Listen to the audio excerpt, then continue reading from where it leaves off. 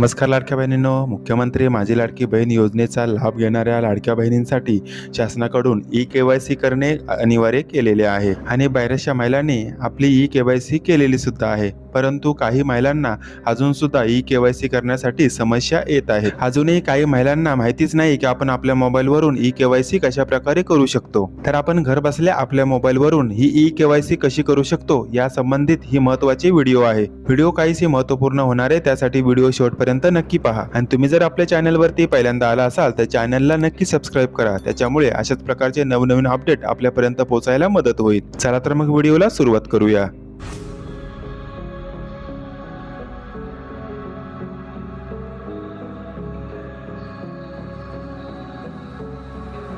लाडकी बहीण योजनेची ई-केवायसी करण्यासाठी सर्वप्रथम आपल्याला लाडकी बहीण योजनेच्या अधिकृत वेबसाईटवरती यायचं आहे, ज्याची लिंक खाली डिस्क्रिप्शनमध्ये दिलेली आहे.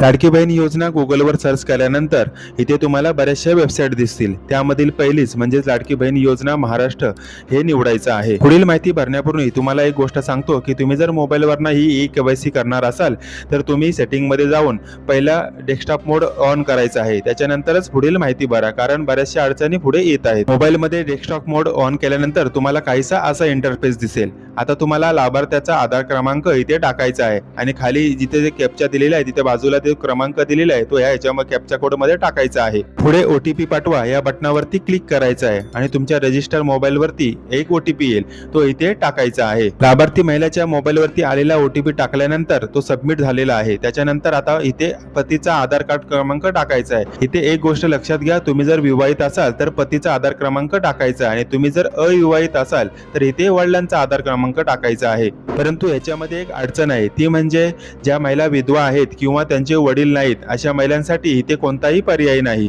तुम्ही पतीचा किंवा वडिलांचा आधार नंबर टाकल्यानंतर खाली कॅप्चा कोड दिलेला आहे, तो भरल्यानंतर ओटीपी पाठवा या बटनावरती क्लिक करायचं आहे. वडिलांचा किंवा पतीचा जो आधार क्रमांक टाकलाय त्याच्यावरती एक ओटीपी येईल, तो ओटीपी टाकल्यानंतर खाली सबमिट बटनावरती क्लिक करायचं आहे. आता तुमच्या समोर एक वेगळे पेज ओपन होईल. आता इथे तुम्ही पाहू शकता की तुम्ही वडिलांचा किंवा पतीचा जो आधार क्रमांक टाकला आहे त्यांचं नाव इथं आलेलं आहे. पुढे तुम्हाला तुमची जात निवडायची आहे, म्हणजेच तुमची जी कोणती जात असेल, इतर मागासवर्ग, जनरल किंवा एनटी, ओबीसी यापैकी आपली जी जात आहे ती इथे निवडायची आहे. आता महत्त्वाचं काम इथेच आहे. आता इथे तुम्हाला एक प्रश्न विचारलेला आहे की माझ्या कुटुंबातील सदस्य नियमित कायम कर्मचारी म्हणून सरकारी विभाग, उपक्रम, मंडळ, भारत सरकार किंवा राज्य सरकारच्या स्थानिक संस्थेमध्ये कार्यरत नाही किंवा सेवानिवृत्तीनंतर निवृत्तीवेतन घेत नाहीत, तर इथे तुम्हाला होय करायचं आहे. त्याचबरोबर आता इथे दुसरा पण एक प्रश्न विचारलेला आहे की माझ्या कुटुंबातील केवळ एक विवाहित व एक अविवाहित महिला लाभ घेत आहे,